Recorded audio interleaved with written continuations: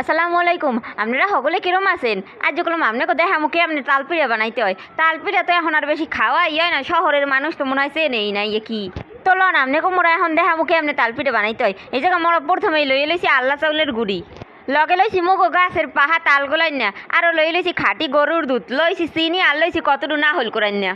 এখন এই সব কিছু ভালো মতন মিলে গেলাম।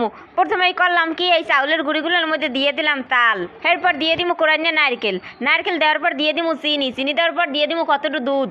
এর মধ্যে কিন্তু মোরা আন্দাজ মতো নুনও দিয়ে দিছি, কিন্তু নুনের কথা কইতে কিন্তু মনে নাই। এখন করবো কি, এই সব কিছুর এককালে ভালো মতন লাইটে চেটে মিলে এলামু, মিলে নইয়ে গেলে এর কতটু সময় লাগে রাখকে দিমু। হ্যাঁ এরপরে এরকম রাখে মোরা যাবো যে বরক কাটতে, কেলা পাতার এই কলম বরক কয়, আর তালপিঠা বানাইতে কিন্তু বরক লাগেই। বরক কাটা হয়ে গেলে কিন্তু মোরা ছোট ছোট খণ্ড করে এলমু।